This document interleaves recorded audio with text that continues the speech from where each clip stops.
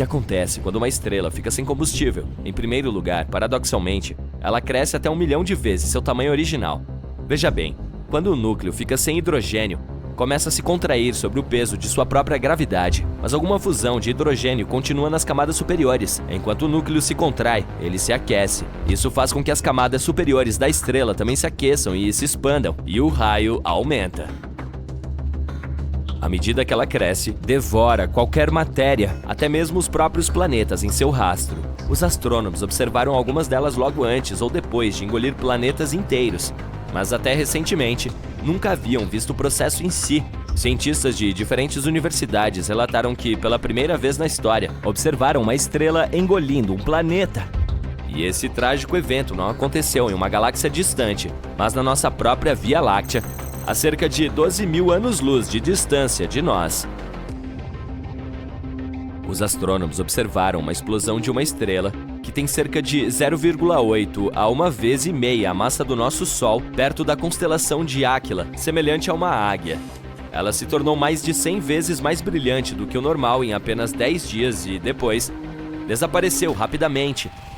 Ainda mais interessante, esse clarão branco e quente foi seguido por um sinal mais duradouro que também era mais frio do que o primeiro clarão. E essa combinação, meu amigo, só pode significar uma coisa: a estrela engoliu um planeta próximo.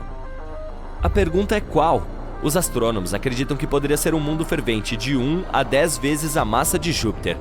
Esse tipo também é chamado de Júpiter quente, um exoplaneta gigante semelhante ao monstro gasoso que temos em nosso sistema solar e que precisa de menos de 10 dias para orbitar suas estrelas. O do qual estamos falando vinha espiralando gradualmente em direção à estrela até ser puxado para sua atmosfera e, por fim, para o núcleo da que estava em extinção. Essa festa galáctica aconteceu entre 15 mil e 10 mil anos atrás, quando a estrela tinha cerca de 10 bilhões de anos, e, dada a sua idade respeitável, a própria deglutição aconteceu na velocidade da luz, de uma só vez. Isso é muito diferente de outros Júpiteres quentes, que foram mordiscados delicadamente por suas estrelas. Os astrônomos não têm certeza se há outros planetas orbitando essa especificamente, talvez a uma distância mais segura, mas mesmo que existam, provavelmente se passarão milhares de anos antes que se torne o prato principal ou a sobremesa dela. De qualquer forma, agora que os especialistas sabem o que devem procurar, ficarão atentos a mais banquetes cósmicos. Porque um dia, nosso planeta, assim como parte do nosso sistema solar, sofrerá o mesmo destino. Tudo ao nosso redor desaparecerá em um piscar de olhos, mas você pode relaxar e respirar fundo. Isso não irá acontecer por mais 5 bilhões de anos. É nesse período que o Sol deve se queimar e se expandir tanto que engolirá os planetas internos do sistema solar: Mercúrio, Vênus, Terra e Marte. Se as pessoas conseguirem colonizar algum outro mundo nessa época, que deve estar a pelo menos 10 mil anos-luz de distância da Terra, poderão observar essa catástrofe. O Sol subitamente se tornaria muito mais brilhante e ejetaria algum material no espaço. Ele engoliria vários planetas, inclusive a Terra, antes de voltar a ser o que era.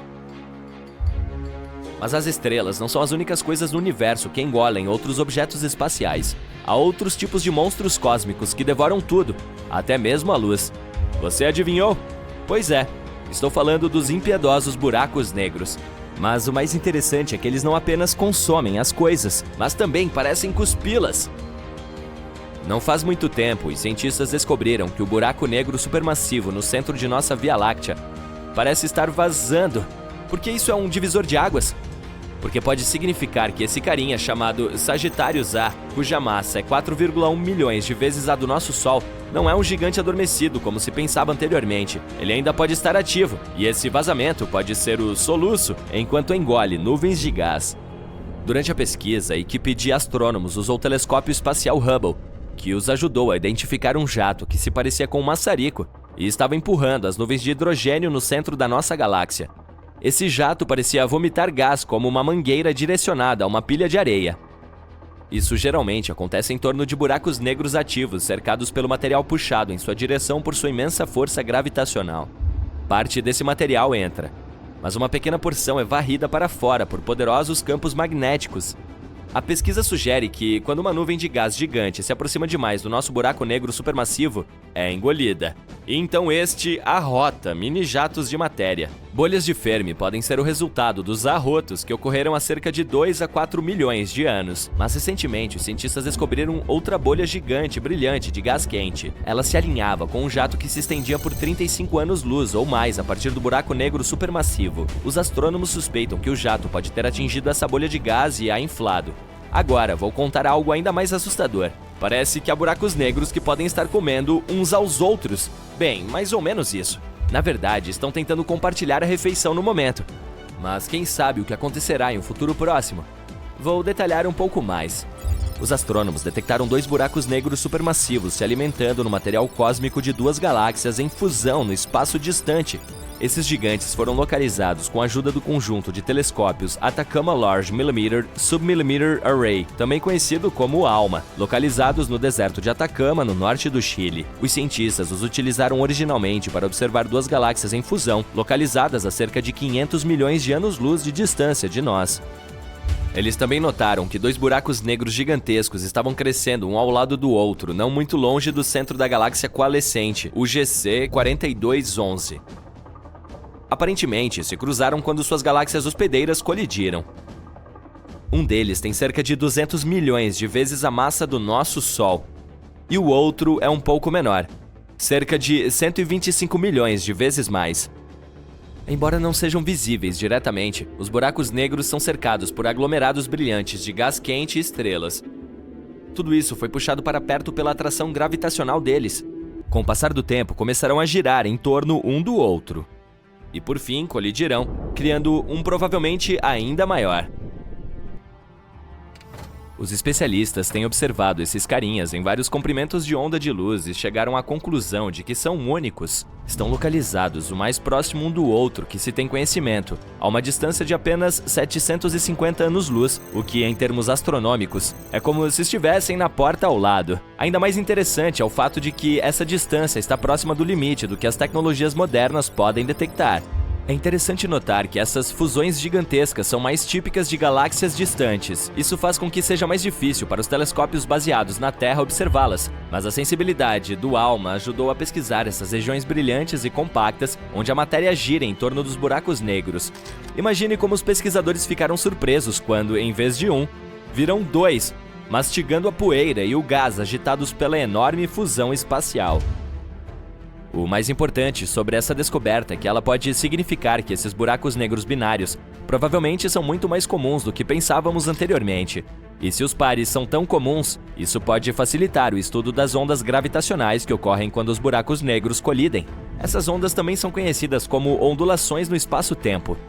Se falarmos sobre o par descoberto recentemente, talvez ainda leve várias centenas de milhões de anos para que eles se choquem um contra o outro. Mas observando seu comportamento, os cientistas podem descobrir quantos buracos negros binários que estão prestes a colidir existem no universo. Os maiores e mais malvados supervulcões do nosso planeta estão acordando. Quando eles entrarem em erupção, você certamente perceberá, mesmo que viva a milhares de quilômetros de distância do epicentro. Os cientistas estão preocupados com o fato de que talvez não tenhamos tempo suficiente para nos preparar e lidar com as consequências de uma supererupção. Há alguma atividade vulcânica perto da cidade italiana de Nápoles. E não tem nada a ver com o famoso Monte Vesúvio, mas com outro vulcão. Esse é mais difícil de ver, pois não tem um pico alto como o companheiro famoso. Mas não se deixe enganar por esse vilão. Ele pode ser muito mais perigoso do que seu vizinho gigante. E tem uma enorme cratera com cerca de 13 quilômetros de largura. Seu nome é Campi Flegrei, que é, na verdade, um dos maiores da Europa, localizado sob a cidade de Pozzuoli. Ele entrou em atividade há 39 mil anos com um estrondo tão grande que espalhou cinzas por toda a região do Mediterrâneo. Também fez com que a temperatura caísse mais de 9 graus Celsius no leste da Europa.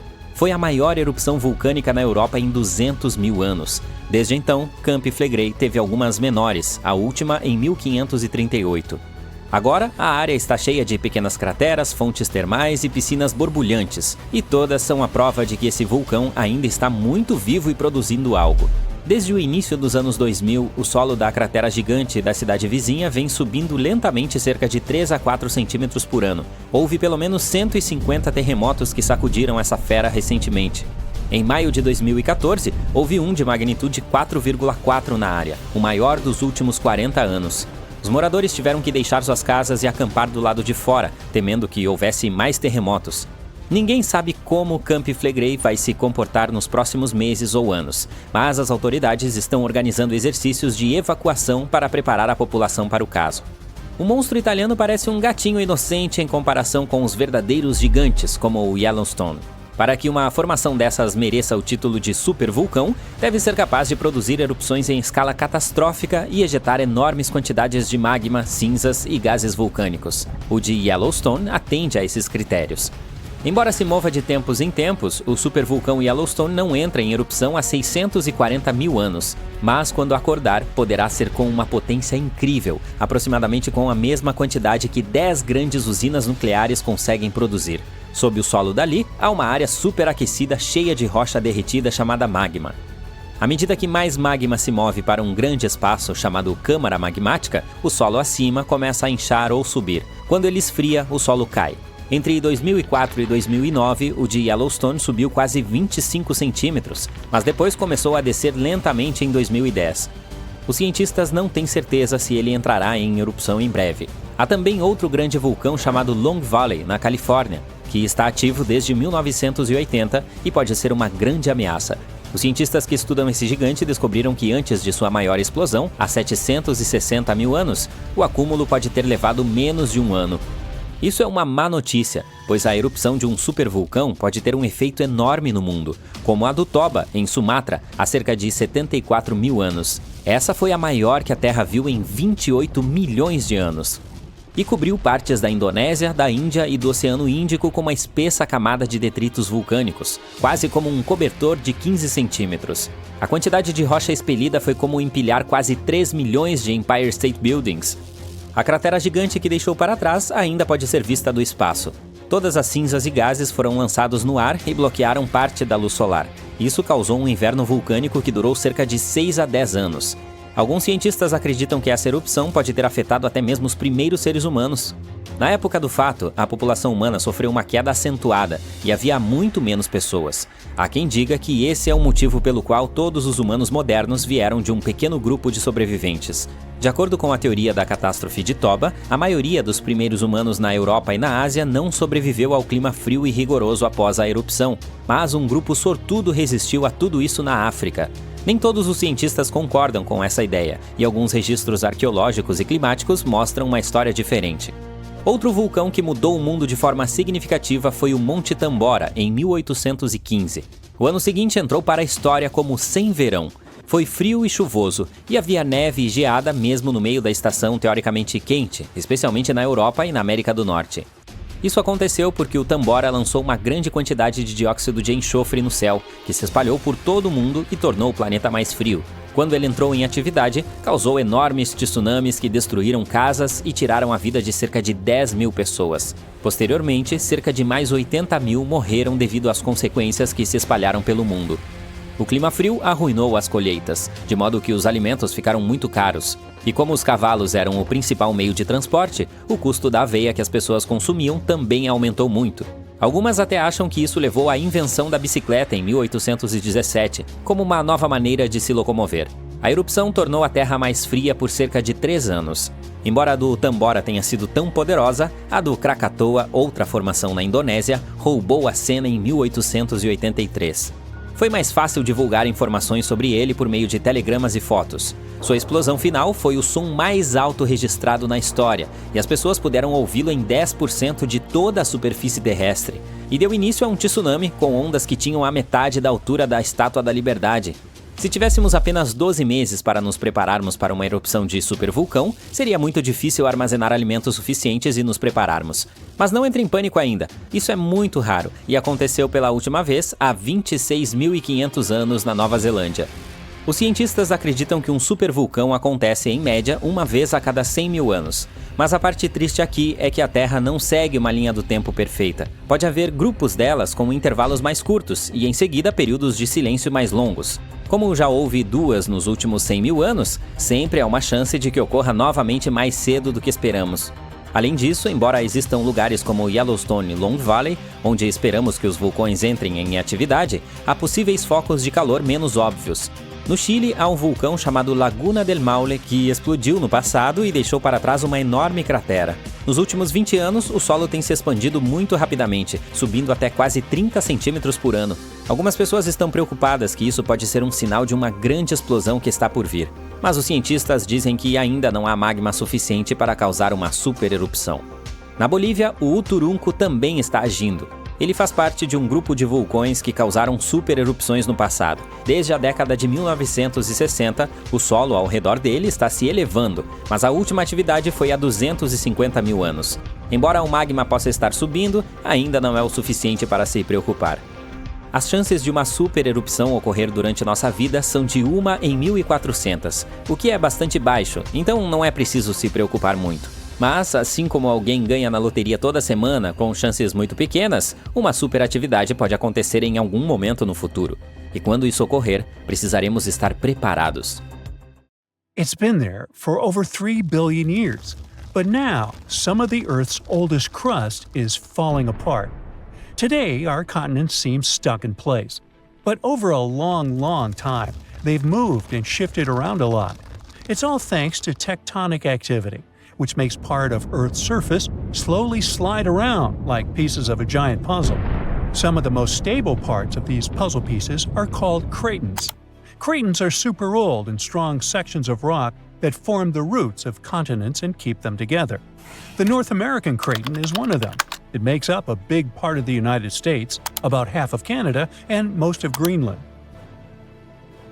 Scientists have singled out about 35 of these big ancient cratons around the world. They've mostly stayed in the same place for hundreds of millions of years because of how strong they are.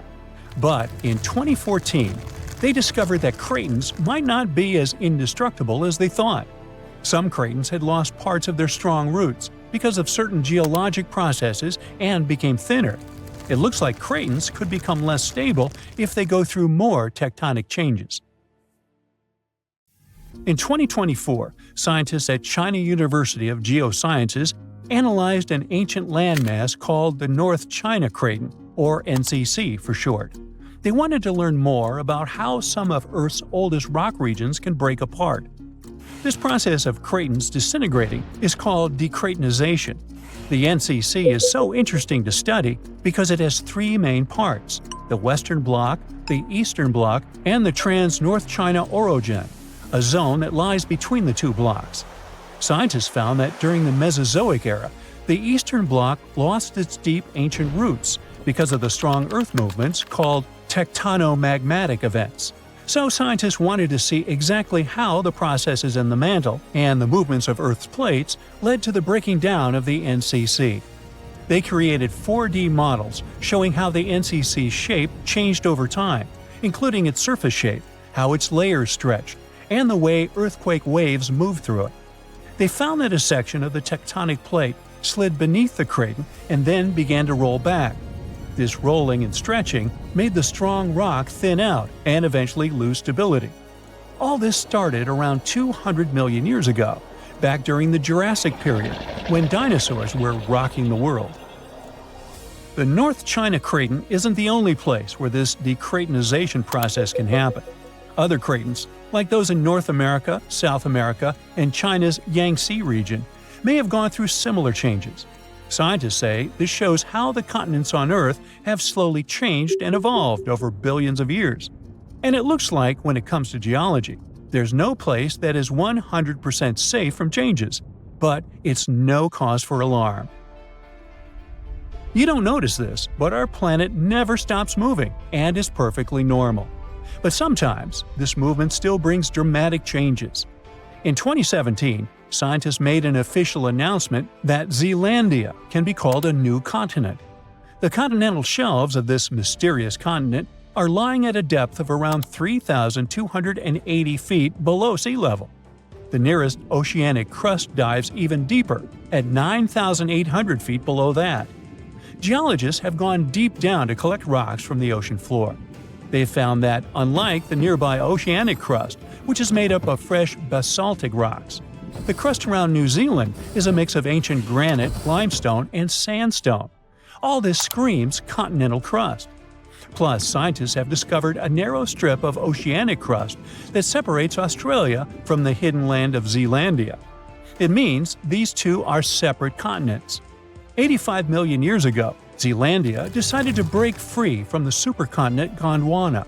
Millions of years later, the mighty Pacific Plate, the heavyweight champion of tectonic plates, decided to take a dive beneath Zealandia's continental crust. And that's how the root of Zealandia, that connection to its continental crust, broke off and went into the depths below. And that's not all the tectonic news from this part of the world. 120 million years ago, Australia and Antarctica were a single piece of land. They went their separate ways, but Antarctica didn't leave empty-handed. Today, there's an oceanic plateau in the Indian Ocean. Long ago, it was connected to another lost continent, the Kerguelen microcontinent. Scientists believe that it made a land bridge between India and Antarctica. To find out what it was like, we can look at a tiny archipelago in the southern Indian Ocean. These islands are all that is left of the ancient landmass. They have a cold climate and feature glaciers because they're so close to Antarctica. But in the past, the weather here must have been temperate with plenty of rainfall. The animals and plants would have been similar to those that live in tropical regions today. Another lost and found continent isn't hiding in the ocean, but under Europe. It's called Greater Adria, and it collided with Europe and started to sink under it around 100 million years ago. Today it lies beneath Italy, Greece, and the Balkans. Its size and even shape match that of Greenland, the world's largest island. Greater Adria is no longer visible, but it left some clues. Part of it was embedded in the Alps. The other chunks are part of present-day Italy and Croatia, on the other side of the Adriatic Sea. Limestone rocks from the former continent started to change once they were under the European landmass. Great heat and pressure spread over tens of millions of years changed their structure. And that's when the limestone left the chat and the marble took its place. Greater Adria wasn't a solid piece of land like the big continent we see today, but more like a giant shallow shelf underwater. Over time, sand, mud, and other stuff settled on this shelf and slowly turned into rock. Greater Adria might have been a little like Zealandia or the Florida Keys, a chain of small islands sitting in a shallow sea. Above the water, there were probably lots of little islands and archipelagos, and beneath the waves, there were colorful coral reefs filled with marine life. If you lived back then and had a scuba tank, it would have been an amazing place to dive and explore. So, with all the things going on with the Cratons, who knows? We could see a new continent in the future. Plus, studying the Earth's crust even deeper can change history as we know it. Scientists in Copenhagen have made an amazing discovery about the real birthplace of Scandinavia, and it's not where we thought. After studying sand and rock from remote parts of Finland, they found out that Scandinavia's roots actually came from Greenland over 3.75 billion years ago. This means the area where Nordic countries are now is 250 million years older than the scientists had previously believed. And we now know, thanks to the tiny crystals called zircons found in Finnish river sands. When scientists looked closely at their chemical makeup, they realized the age of crystals matched the rocks found in Greenland, not Scandinavia. They used special techniques to analyze elements like uranium, lead, lutetium, and hafnium, and discovered that Scandinavia's rocky base most likely broke off from Greenland billions of years ago. A small seed of land probably started drifting across the Earth's surface over hundreds of millions of years. This piece eventually settled where Finland is today.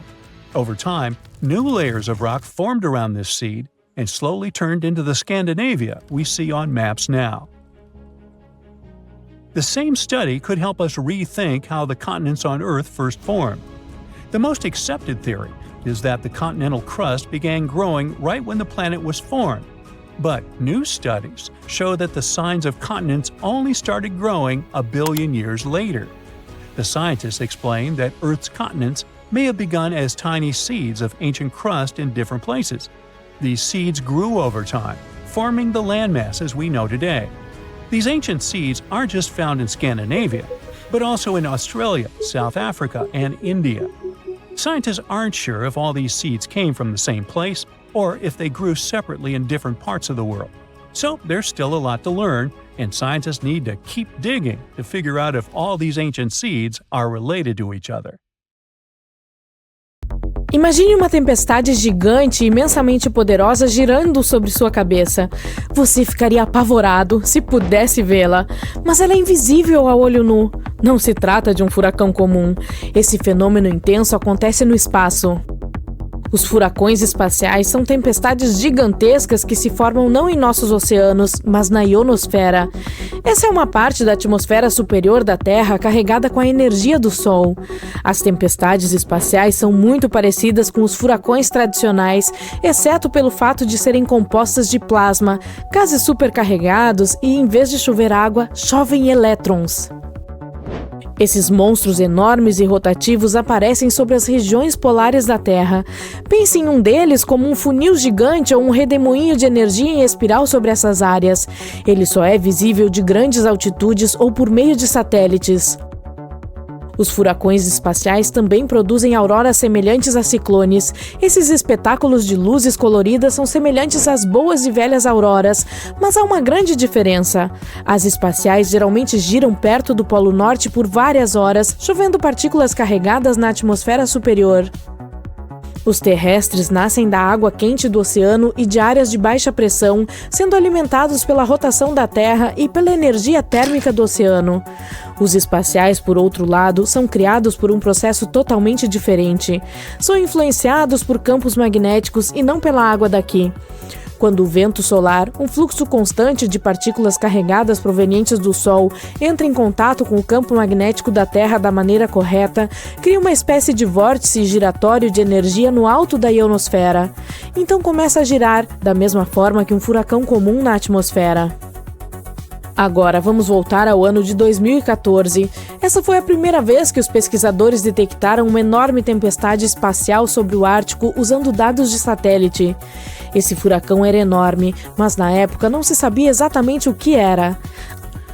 Apenas que sua base se estendia por mais de 1.000 quilômetros de diâmetro e tinha vários braços em espiral que se pareciam com os de um tradicional.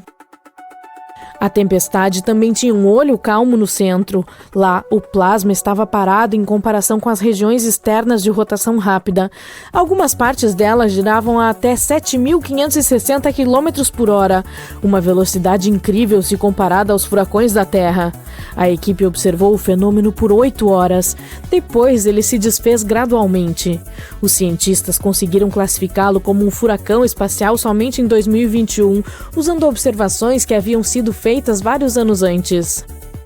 Esse fenômeno tem várias características distintas. Primeiro, auroras em forma de ciclone, enormes e brilhantes que podem durar horas. Depois, há o olho da tempestade, um centro calmo e estável. Ele também cria um campo magnético circular com fortes distúrbios ao seu redor. Além disso, os cientistas mencionam chuvas de elétrons na ionosfera. Elas são a causa das auroras brilhantes e coloridas logo abaixo da tempestade. Mas como se formam os furacões espaciais? Para entender esse processo, precisamos primeiro falar sobre as auroras regulares, como a boreal. O Sol emite um fluxo de partículas carregadas, também conhecido como vento solar, sem parar. E às vezes, esse vento traz enormes explosões de energia em direção à Terra. Felizmente, nosso planeta tem um campo magnético que age como um escudo protegendo-nos da maior parte dessa radiação solar de alta energia. Mas quando os ventos solares são muito fortes, podem entrar na atmosfera superior, especialmente perto dos polos. Quando essas partículas do Sol atingem o campo magnético da Terra, liberam energia que ilumina o céu na forma de auroras. Em uma típica, os elétrons do vento solar excitam as moléculas de nitrogênio e oxigênio na atmosfera, que então emitem luz, levando a espetáculos coloridos no céu. Os furacões espaciais são semelhantes, mas ocorrem em latitudes mais altas, acima da região onde as auroras geralmente aparecem. Eles criam um efeito de redemoinho semelhante a um ciclone, que tem uma aparência bem diferente.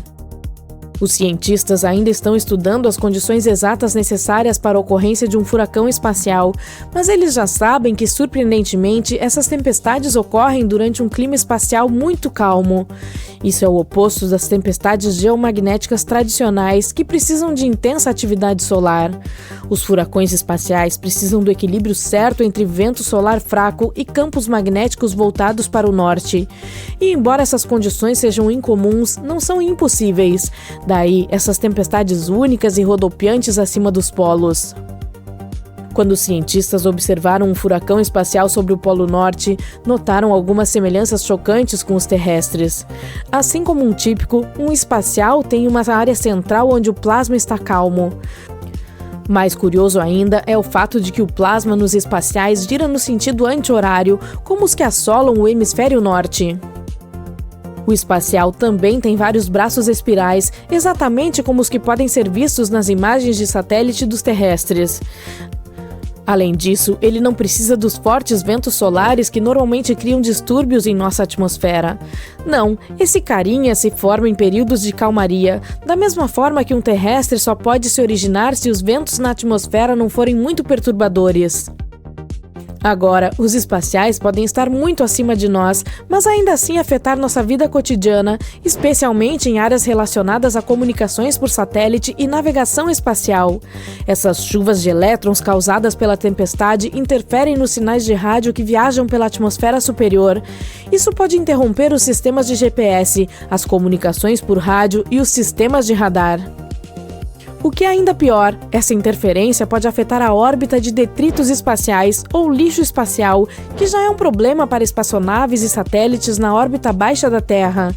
A chuva de elétrons da tempestade aquece levemente a atmosfera, o que leva a um arrasto extra nos satélites e pode alterar suas órbitas. Ao mesmo tempo, os efeitos que os furacões espaciais têm na Terra não são tão diretos e desastrosos quanto os daqui de baixo. Na verdade, não representam riscos graves à saúde dos astronautas nem danificam os satélites. Mas os pesquisadores afirmam que o estudo dessas tempestades pode ajudar a melhorar as previsões de operações de satélites, especialmente para voos que cruzam regiões polares. É interessante notar que os cientistas não tinham a intenção de encontrar esses fenômenos quando avistaram um. A descoberta foi um acidente total. Isso aconteceu quando Larry Lyons, físico espacial da UCLA, e sua equipe estavam analisando dados de satélite para outro estudo. Nessa coleta, eles notaram fluxos de plasma excepcionalmente fortes na calota polar, a região nos polos da Terra onde as auroras normalmente não aparecem. Quando olharam mais de perto, viram que esse plasma não estava apenas fluindo, ele estava girando, criando um padrão circular com um ponto auroral brilhante no meio.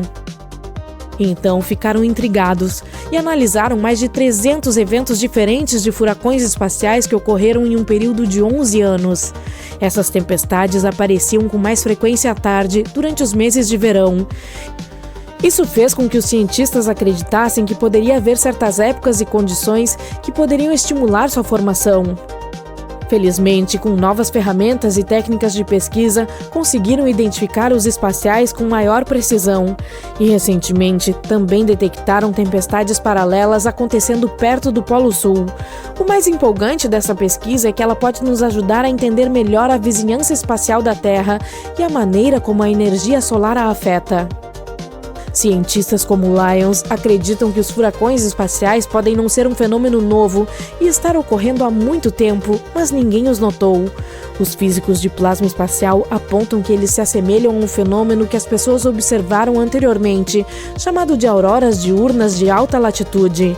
Ao mesmo tempo, essas tempestades são muito mais brilhantes e têm fluxos circulares mais fortes, o que lhes dá esses braços semelhantes a furacões. A compreensão deles poderá ajudar os cientistas a prevê-los. Isso seria útil para planejar missões espaciais e tornar os satélites mais confiáveis. Além disso, ao observar essas tempestades, os pesquisadores esperam criar um quadro mais completo de como as auroras se comportam em latitudes mais altas. E mesmo que os furacões espaciais pareçam mera curiosidade científica, podem nos dar pistas importantes sobre como o campo magnético e a atmosfera da Terra interagem com o vento solar. E quem sabe, essa compreensão pode até nos ajudar a identificar tempestades semelhantes em outros planetas com campos magnéticos. Isso poderia oferecer pistas sobre tempestades magnéticas fora da Terra. Viver em nosso belo planeta pode parecer seguro, mas só até você começar a pensar em todos os perigos que estão à espreita logo ali na esquina ou na vasta escuridão do cosmos. Vamos ver o que pode levar ao fim da Terra. Cada nova ameaça em potencial se torna mais e mais aterrorizante. Considere-se avisado. Antes de mais nada, vamos falar sobre o hipercano. Esse desastre natural pode se tornar realmente extremo. Trata-se de um furacão teórico de potência insuperável. Ele ocorreria se o oceano ficasse superaquecido como resultado da mudança climática, ou uma erupção vulcânica maciça poderia desencadeá-lo. De qualquer forma, essas condições criariam um furacão que, diferentemente de um comum, se estenderia muito além da estratosfera inferior. A velocidade dessa tempestade chegaria a 800 km por hora. A pressão dentro do hipercano seria tão baixa que não permitiria que ele se desgastasse tão rapidamente quanto outros furacões, e poderia durar semanas a fio. Mas o pior de tudo, provavelmente danificaria ou até destruiria parte da camada de ozônio da Terra, e o buraco poderia ter o tamanho de todo o continente norte-americano. Depois temos os tornados superdestrutivos. Um tornado é uma coluna de ar que gira violentamente. Normalmente se estende de uma tempestade e está em contato com o solo.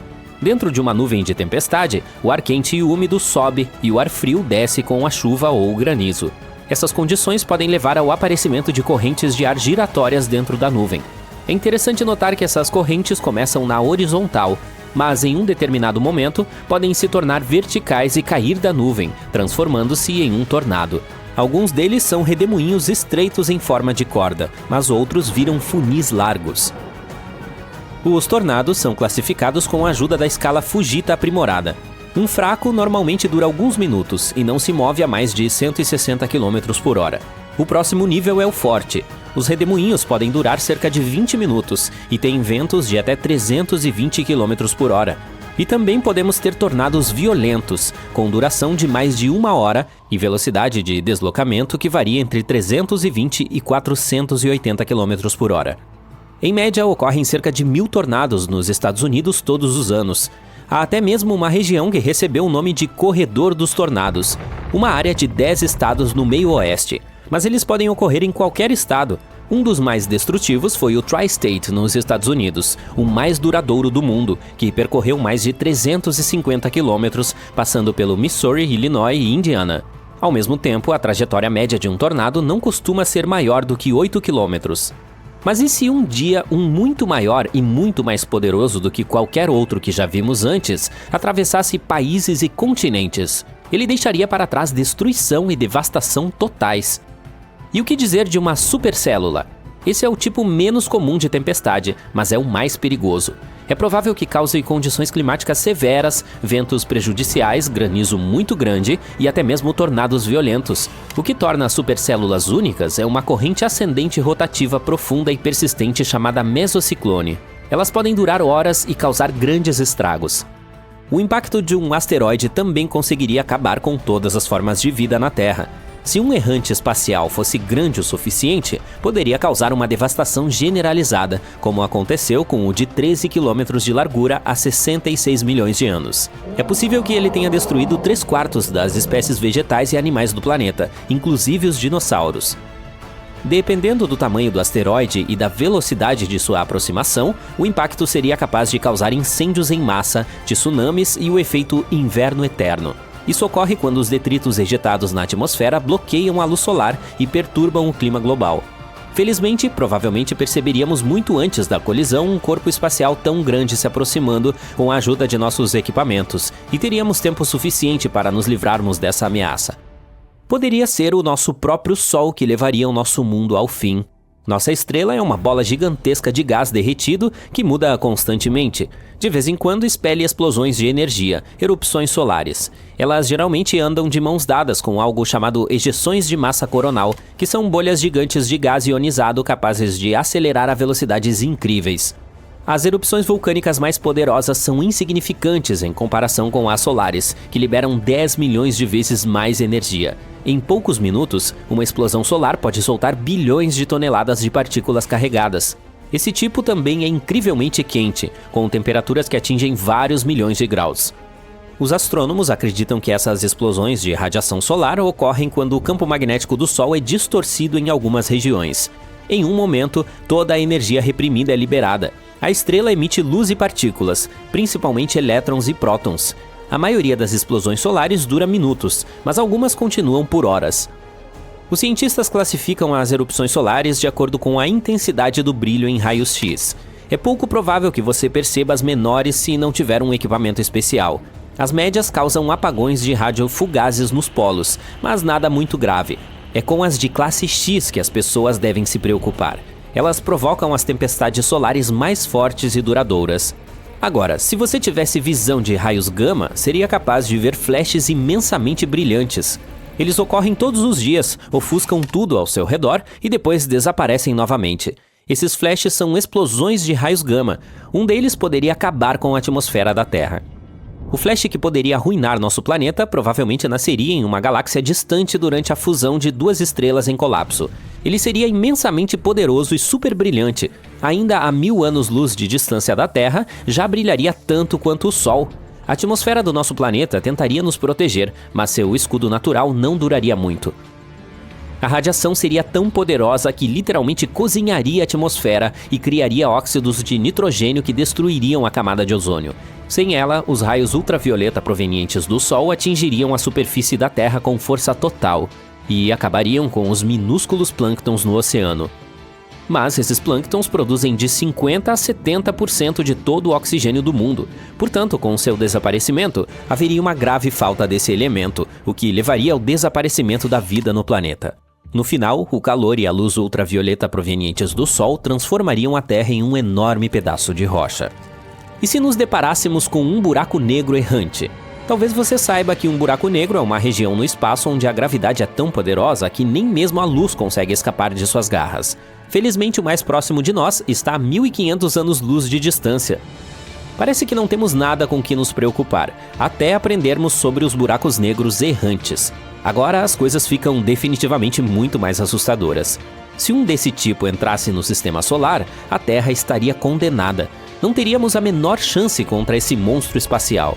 Em 2020, 13 buracos negros errantes foram vistos não muito longe de nosso planeta. Mas não muito longe, em termos espaciais, significa cerca de 1 bilhão de anos-luz de distância. Portanto, ainda temos algum tempo. Além disso, a possibilidade de um desastre como esse é muito, muito baixa. Um dia, um planeta rebelde pode empurrar a Terra para fora da zona habitável e colocá-la em uma órbita extrema, mais distante do Sol. Então, o clima por aqui começaria a ficar cada vez mais frio. Não se esqueça de que quanto mais longe estivermos da nossa estrela, mais fraca será a atração gravitacional dela sobre o nosso mundinho. No final, nossa bela Terra ficaria muito distante de sua principal fonte de luz e calor, e se transformaria em um pedaço de rocha sem vida coberto por uma espessa camada de gelo. Ou o Sol pode se expandir e se transformar em uma gigante vermelha. Se isso acontecesse, mudaria toda a zona habitável do nosso sistema solar. O desastre começaria com a nossa estrela ficando sem hidrogênio em seu núcleo. Isso desencadearia uma cadeia de reações que, por fim, levaria o núcleo do Sol a se aquecer e ficar mais denso. Como resultado, ele ficaria muito maior do que é agora, e durante essa transformação engoliria Vênus, Mercúrio e a Terra. Tsunamis enormes, tornados destruidores, meteoritos gigantes, terremotos devastadores. É melhor contratar um seguro. Mas todos esses são desastres naturais menores em comparação com a erupção de um vulcão. Alguns vulcões podem destruir uma cidade, como foi o caso de Pompeia, ou algumas ilhas no Oceano Pacífico. Mas há um tipo perigoso de erupção que pode destruir toda a vida no planeta. Esse tipo é chamado de basalto de inundação. Antes de mais nada, vamos entender o que é um vulcão. Rios de metais líquidos quentes e rochas incandescentes fluem nas profundezas do nosso planeta. Quanto mais fundo, mais quentes eles são.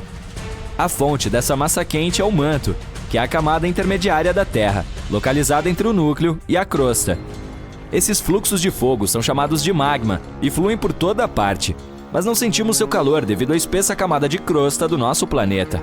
O magma é mais leve do que a crosta e, por isso, sempre tenta romper na superfície. E, em alguns lugares, ele consegue. Nas junções das placas tectônicas, ele se espalha quando uma placa se move sob outra mais espessa. Quando o magma atinge a superfície, ele se transforma em lava. Essa substância queima o solo ao redor e esfria rapidamente. Ela endurece e forma uma nova camada de rocha. O respingo seguinte de magma cai sobre essa camada. Assim, uma montanha surge camada por camada ao longo de milhões de anos. E, em sua boca, uma falha das placas tectônicas espirra o magma. Essa montanha é chamada de vulcão. Ela cospe lava e cinzas no céu, depois adormece e acorda novamente durante a atividade sísmica. Agora, imagine que vários vulcões gigantes comecem a expelir uma quantidade infinita de magma. Ele simplesmente não acaba e cobre um continente inteiro.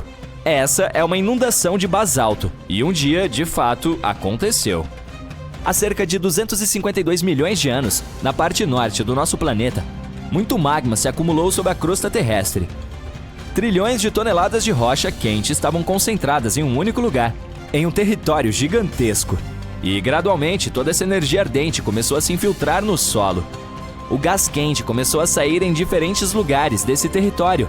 O solo tremeu sem parar e a crosta subiu centenas de metros. Tudo apontava para a aproximação de uma catástrofe iminente. E então, em algum momento, o magma começou a se derramar. Gigantescas fontes de fogo irromperam do solo. Você conhece os geysers da Islândia? Então imagine as mesmas coisas, mas dezenas de vezes mais altas e com lava quente e cinzas, em vez de água e vapor. Os fluxos de cinzas e lava eram tão fortes que chegavam até as nuvens.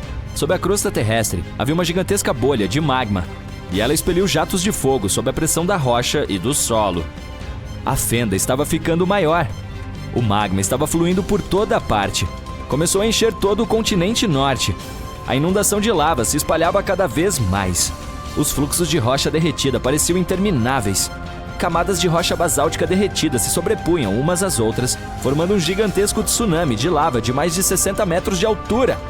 Ela jorrou do solo por centenas de milhares de anos, inundando florestas, rios, lagos e prados.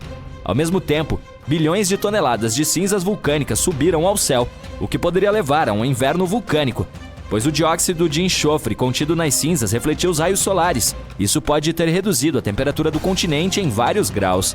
Em seguida, a poeira e as cinzas provavelmente se condensaram e formaram nuvens gigantes que regaram a superfície com chuva ácida tóxica. Depois disso, a lava resfriada formou um escudo gigante e espesso, impedindo que o magma saísse da bolha de fogo sem fim.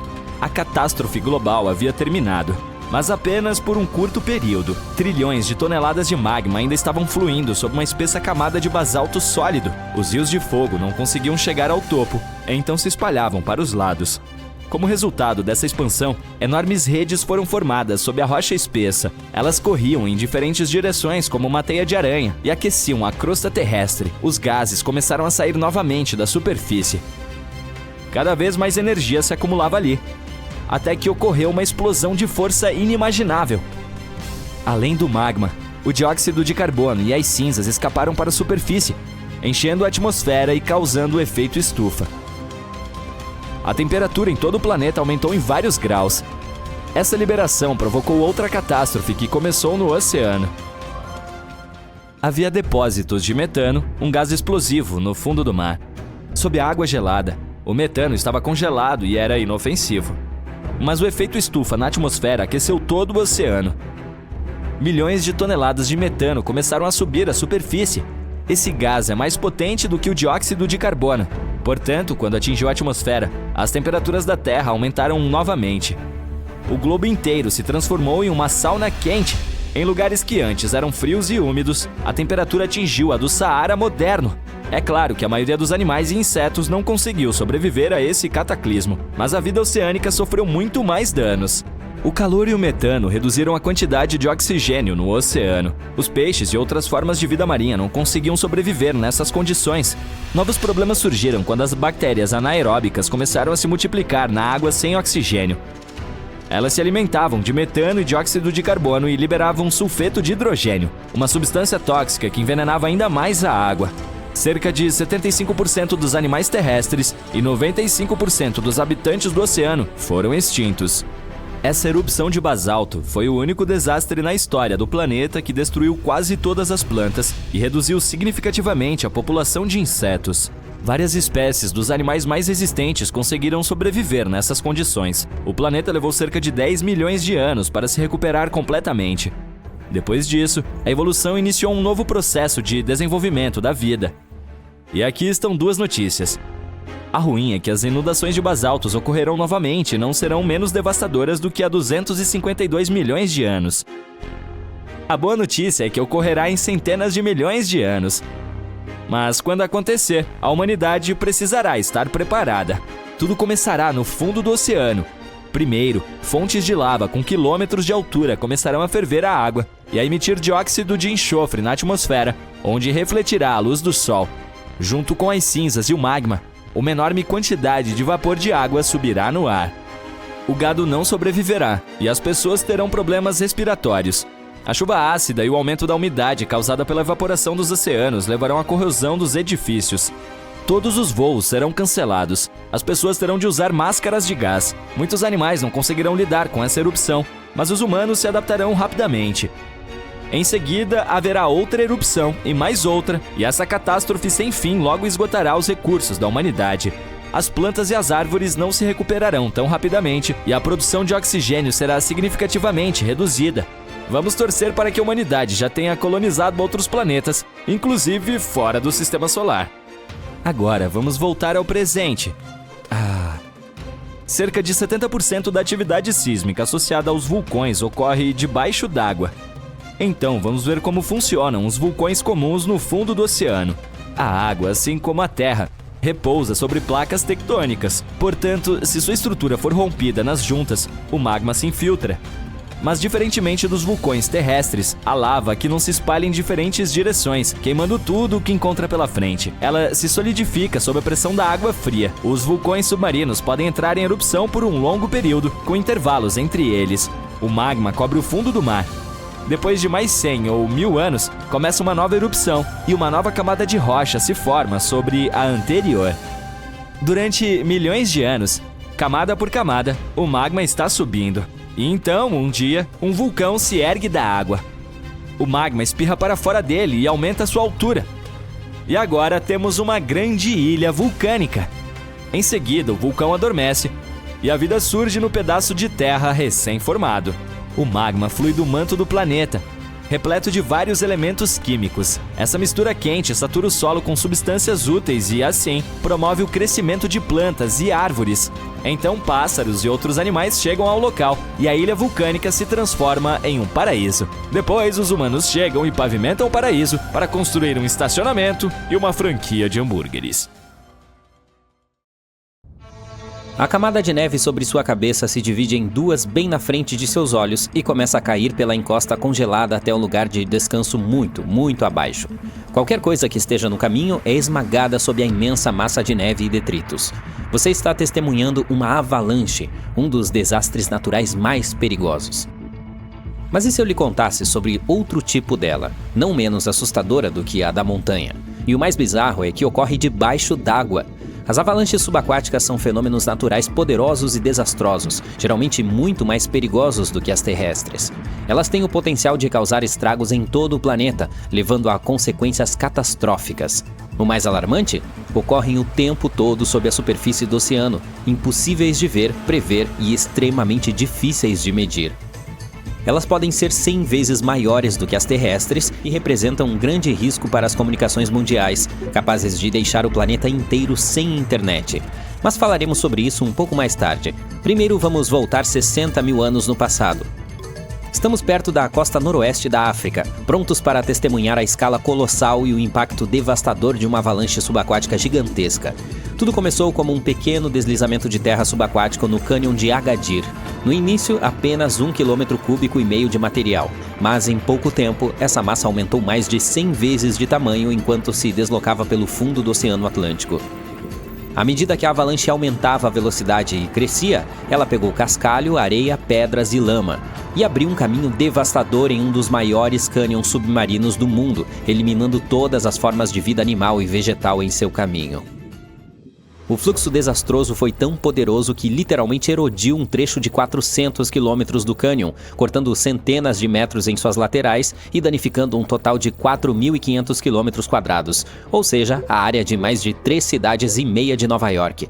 Quanto à força do fluxo, foi tão imensa que impulsionou pedregulhos enormes para cima das paredes do cânion, a alturas de até 130 metros. Antes de os cientistas descobrirem as evidências desse evento catastrófico, eles haviam subestimado seriamente a escala de destruição causada pelas avalanches submarinas. A propósito, essas catástrofes devastadoras podem começar não apenas em lugares distantes no oceano, mas também em estuários. Vamos voltar ao dia 14 de janeiro de 2020 e ver com nossos próprios olhos. Uma corrente de turbidez, um fluxo rápido e descendente de água contendo uma grande quantidade de sedimentos, percorreu mais de 1.100 quilômetros do estuário do rio Congo até o Mar Profundo. Ela surgiu devido a 2 fatores: as terríveis inundações ao longo do rio Congo no final de dezembro de 2019 e as marés de primavera excepcionalmente grandes. Isso resultou em uma avalanche de areia e lama. Seu volume foi equivalente a 1/3 de todo o sedimento produzido anualmente por todos os rios do mundo. Ela acelerou, aumentando a velocidade de 5 metros por segundo na parte superior do cânion do Congo para 8 metros por segundo quando chegou ao final do canal, a quase 1.125 quilômetros de distância da costa. Essa rota tornou a mais longa avalanche de sedimentos já medida em nosso planeta. 2 dias depois, o fluxo atingiu o Oceano Profundo. Assim, rompeu 2 cabos de telecomunicação no fundo do mar, reduzindo a velocidade dos dados da internet em todo o oeste, centro e sul da África. Agora, antes desse desastre, os cientistas consideravam impraticável medir esses poderosos fenômenos submarinos. Mas o fluxo de sedimentos no cânion do Congo pôde ser monitorado diretamente, permitindo que os pesquisadores finalmente avaliassem como as grandes inundações fluviais se conectavam ao Mar Profundo. Eles também concluíram que a frequência com que as avalanches subaquáticas ocorriam dependia de onde o observador estava. Os cânions no fundo do mar que ficam próximos à foz dos rios podem sofrer várias minúsculas por ano. Outros sistemas, distantes de descargas fluviais, como o cânion de Agadir, podem apresentar apenas uma monstruosa a cada 10.000 anos aproximadamente. Você provavelmente está se perguntando o que pode desencadear uma avalanche sob a superfície do oceano. Bem, terremotos, tufões, marés altas, enchentes de rios e até mesmo erupções vulcânicas. E devido às mudanças climáticas, esses eventos estão se tornando cada vez mais frequentes e intensos. Ao mesmo tempo, esses gatilhos não significam que uma avalanche está fadada a acontecer. Tampouco estão relacionados à escala do evento. Em 1755, por exemplo, um forte terremoto atingiu a costa de Portugal, destruindo grande parte de Lisboa. Dezenas de milhares de pessoas perderam suas vidas durante esse desastre, mas isso provocou apenas uma pequena avalanche subaquática. E em 1929, um grande terremoto na costa de Terra Nova e Labrador, no Canadá, provocou a maior subaquática já registrada. O fluxo viajou a uma velocidade de 68 km por hora, carregando pedras, areia e lama. Rompeu 11 cabos do leito marinho em sua jornada para baixo. Foi algo tão poderoso que produziu um tsunami que tirou a vida de 28 pessoas ao longo da costa. Agora, as avalanches submarinas são totalmente invisíveis porque ocorrem nas profundezas da superfície do oceano, o que as torna extremamente difíceis de estudar. Mas precisamos encontrar uma maneira, pois esses fluxos são muito importantes. Eles transportam sedimentos, nutrientes e até mesmo poluentes pelo fundo do oceano. Assim, uma equipe de pesquisa de Liverpool decidiu desvendar esse mistério. Nos últimos 40 anos, foram coletadas mais de 300 amostras do fundo do oceano. Combinadas com dados sísmicos e batimétricos, que é um termo sofisticado para um mapeamento do oceano, foi possível reconstruir uma enorme avalanche submarina. E foi a primeira vez que uma desse porte foi mapeada. Uma coisa ainda mais legal: o evento em si começou de forma bem modesta, mas rapidamente evoluiu para uma avalanche colossal que atingiu mais de 200 metros de altura. Para colocar em perspectiva, imagine algo do tamanho de um arranha-céu indo de Liverpool a Londres, abrindo uma vala de 30 metros de profundidade a 15 quilômetros de largura. Em seguida, se espalhou por uma área maior do que o Reino Unido, cobrindo-a com vários metros de areia e lama. Isso é como enterrar um país inteiro.